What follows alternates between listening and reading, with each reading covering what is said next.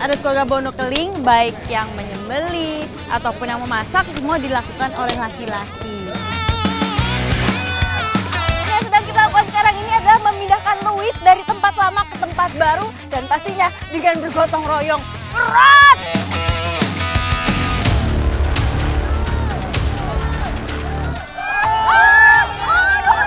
Waduh, ini gimana nih?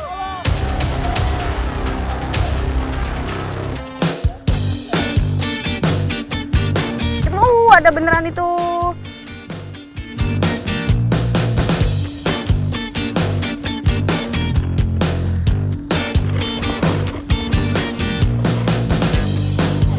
Enak. Enak.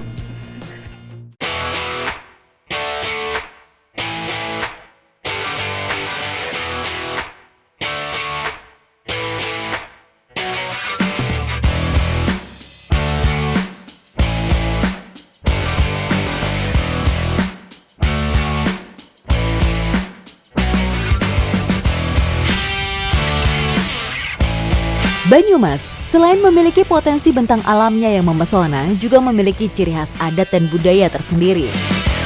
Salah satunya tradisi unggahan Bonokeling yang menjadi warisan budaya di Luhung Tanah Banyumas. Inilah bagian dari kearifan masyarakat Jawa kuno yang masih bertahan di tengah hiruk-pikuk modernitas.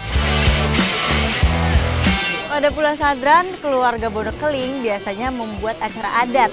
Dan pada pagi hari disibukkan dengan memotong kambing dan juga sapi untuk dijadikan hidangan. Ikuti jejak saya, jejak petualang.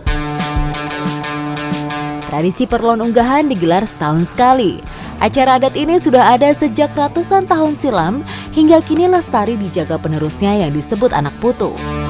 Anak putu atau anak cucu Bonokeling yang tersebar di berbagai desa di Kabupaten Cilacap dan Banyumas, Jawa Tengah akan berdatangan menghadiri gelaran adat ini.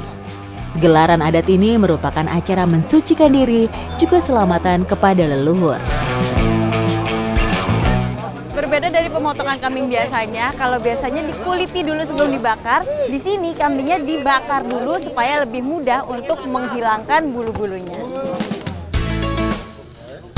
Penyembelihan hewan ternak seperti sapi, kambing, dan ayam merupakan bagian dari ungkapan rasa syukur kepada leluhur dan Sang Pencipta. Adat keluarga Bonokeling, baik yang menyembelih ataupun yang memasak, semua dilakukan oleh laki-laki. Jadi berarti kalau perempuannya ngapain, Bapak? Perempuan masaknya di rumah-rumah. Oh, masak di rumah-rumah. Tapi tetap ini kambing nanti yang ngolah laki-laki tetap ya, Pak? Oh ya.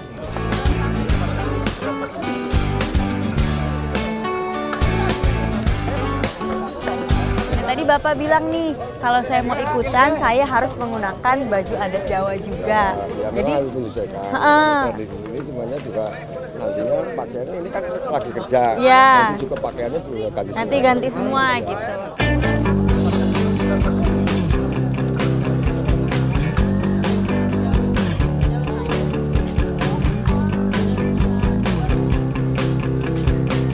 Nah, saya udah digantikan bajunya dengan baju adat Jawa, jarit dan kebaya. Sudah cantik seperti ibu-ibu semua. Biar bajunya hitam tapi cantik.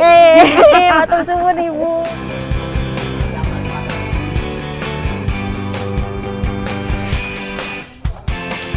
Ibu-ibu ini datang dari Adiraja Kabupaten Cilacap, dan dari sana ke sini jalan kaki ya Bu, dan membutuhkan waktu 1 hari penuh.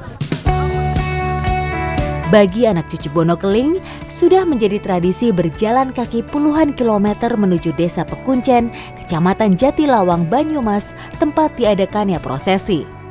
Dengan berjalan kaki sambil membawa hasil bumi adalah wujud rasa hormat dan pengabdian bagi para leluhurnya. Matur nuwun Bu. Waduh, malah dapat banyak makanan.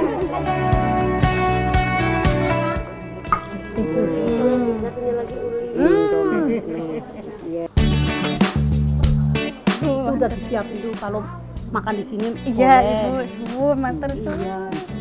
Nah, beginilah sambutannya masyarakat Pekuncen. Iya.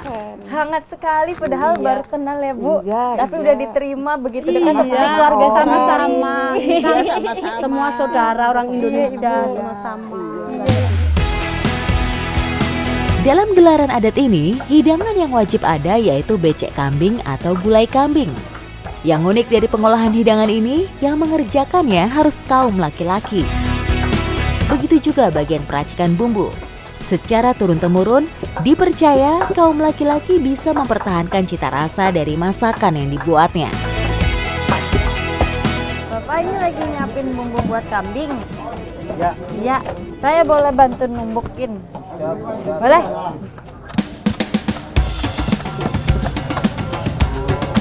Menumbuknya bukan asal menumbuk, jadi ada 3 tahap ya Pak.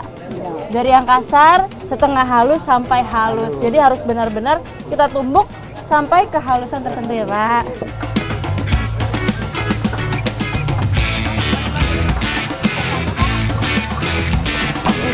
Nah, kalau bumbu sudah halus, langsung dimasukkan ke dagingnya Pak, dicampurkan. Dan gak sembarang orang yang bisa menaruh bumbunya. Hanya orang-orang tertentu seperti Bapak ini yang tahu takarannya ya Pak, supaya enak.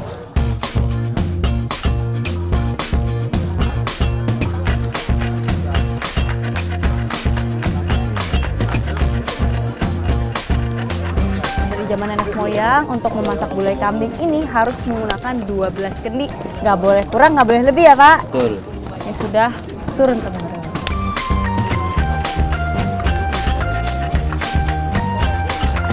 Selain daging kambing, ada juga nih yang spesial, yaitu sapi serundeng ya Pak. Jadi daging sapi ini dicampur dengan parutan kelapa dan juga berbagai rempah-rempah. Nah ini baru dimasak aja, belum matang, harumnya udah luar biasa. Sapi serundeng adalah salah satu hidangan yang harus ada selain olahan becek kambing. Selain itu ada yang menarik perhatian saya. Cara memasak lemeng cukup unik, berbeda dari biasanya. Ada lagi nih yang gak kalah spesial ya Pak, namanya lemengan. Jadi di dalamnya ini adalah daging sapi dan juga air yang dicampur rempah. Dan ini bukan untuk kita makan, melainkan ini untuk dijadikan sesaji.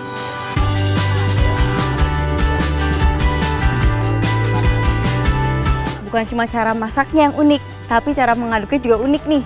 Namanya rimbagan. Ini terbuat dari bambu dan dibuat panjang jauh dari lemang supaya kita yang mengaduk tidak terkena panas. Nah ini tinggal kita naik turunkan, persis sekali seperti menaik turunkan portal. Setelah hidangan selesai dimasak, keluarga Bono Keling bersiap untuk menjalankan ritual unggah-unggahan. Menurut tetua adat, konon Bono Keling adalah sosok spiritual di masa lampau yang mengajarkan ajaran kebaikan hidup untuk menggapai keselamatan dunia dan akhirat. Nah, jadi kita hanya bisa mengantar sampai gerbang pertama ini ya Pak. Jadi yang bisa masuk ke dalam hanyalah anak cucu dari Bono Keling. Setelah diadakan doa, kemudian diadakan makan bersama di areal makam Bono Keling. Setelah semua sajian matang, sebagian dijadikan untuk saji dan sebagian lagi akan dimakan bersama-sama dengan warga seperti ini. Dan sekarang saya sedang makan bersama Bapak Kepala Kunci dan ini merupakan kebanggaan bagi saya karena Bapak adalah yang tertinggi di anak putu Bono Keling.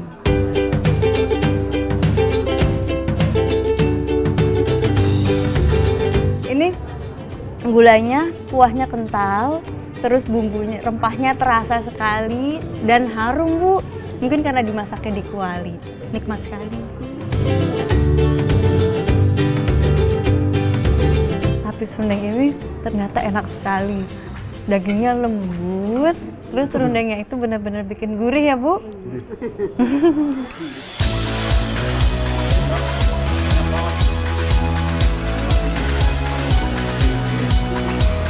Wah, saya beruntung sekali nih bisa datang ke acara Pelon Unggahan Bono Keling yang hanya ada 1 tahun sekali.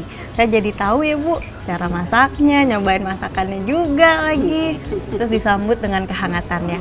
Ikuti jejak saya, jejak petualang.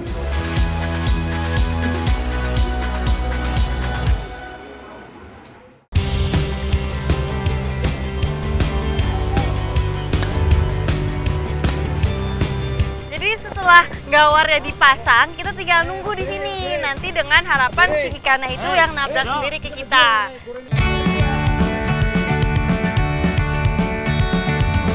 Ikan yang panik karena suara pukulan kayu secara liar akan berenang tak tentu arah.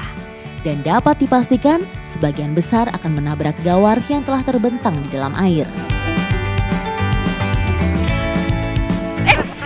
Apa? Ya, kita dapat.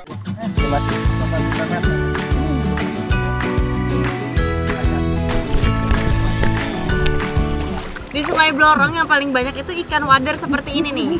Ikan yang kecil-kecil. Nah, kalau yang gede ada lagi namanya ikan lawa. Lawa. Nah, kita masih menunggu lawa nih. Ikan yang merasa terancam akan bersembunyi di rerumputan di tepian. Pengapungan dilakukan untuk membatasi ruang gerak ikan sehingga mudah untuk ditangkap. Harus hati-hati saat meraba tepian yang tertutup rerumputan. Karena tidak jarang justru binatang lain yang ada di situ. Ini gampang-gampang susah nih soalnya. Kalau kita harus bikin airnya butek supaya ikan nggak bisa lihat, tapi kita sendiri jadi nggak bisa lihat juga. Apa? Ayo, Apa itu?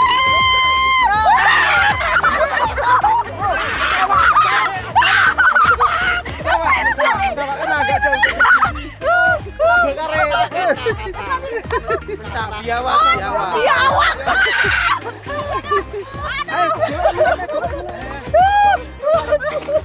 Biawak di sini.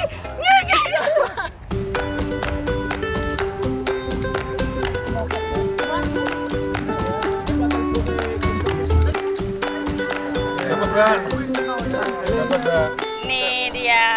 Awe. Nih. Baru ikan beneran, bukan biawak. Ikan nila, simpen, Mas. Ikan wader menjadi hasil terbanyak kami kali ini karena habitatnya memang berada di sungai, waduk, atau danau. Secara alamiah, persebaran ikan mungil ini meliputi wilayah perairan tawar di Asia Tenggara. Pindah ya. Nah, ini karena kita udah sampai ke tepi, kita mau pindah lokasi untuk ngulangin teknik yang sama. Dan ini kita harus pakai janur karena emang masyarakat di sini percaya kalau janur ini bikin si ikan takut. Perburuan dengan peralatan sederhana bukanlah pekerjaan mudah. Kami juga harus terus bergerak menyisir tepian sungai. Kejelian pengamatan juga menjadi penentu keberhasilan ngawar yang dilakukan.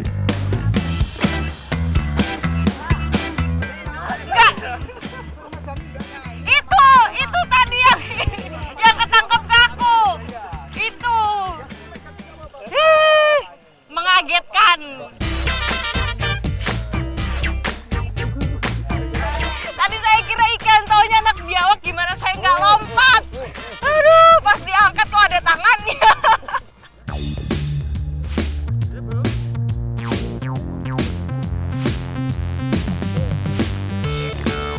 Nah, kalau sekarang gantian. Kalau tadi kita nunggu, sekarang kita yang giring ikannya ke arah sana. Tapi janurnya nggak boleh diangkat. Ya, kalau diangkat ikannya nanti kabur. Tidak menghabiskan waktu yang lama, kami sudah mendapatkan jumlah tangkapan yang cukup banyak. Sebuah bukti bahwa potensi ikan di sungai ini masih cukup terjaga. Ini banyak nih. Oke, udah cukup ya. Oke, ini kan udah nggak ada lagi. Mendingan kita olah aja. Nah, itu saya suka.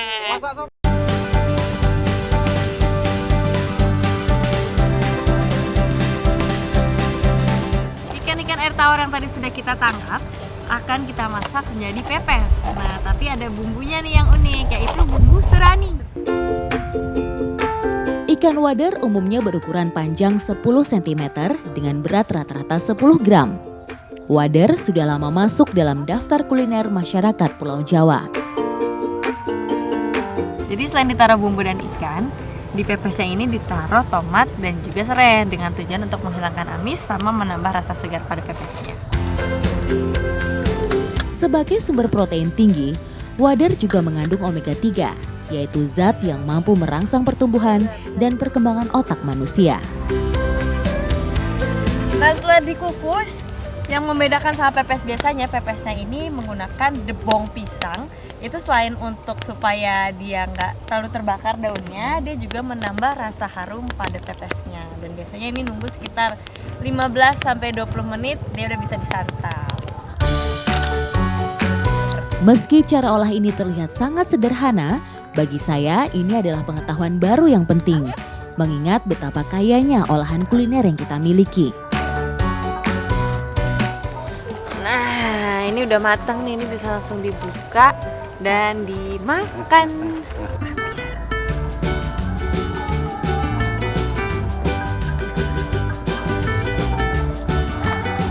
Kalau dari kelihatannya sih pedes, soalnya warnanya udah merah banget nih, Bu. Ukurannya yang kecil membuat wader memiliki cita rasa yang sangat gurih. Betul nikmat sekali nih. Pedes banget, Bu. Ternyata beneran sepedes kelihatannya, karena tadi saya juga ngeliat ibu ngulek rawitnya tuh banyak banget. Pas Enak. habis berhenti.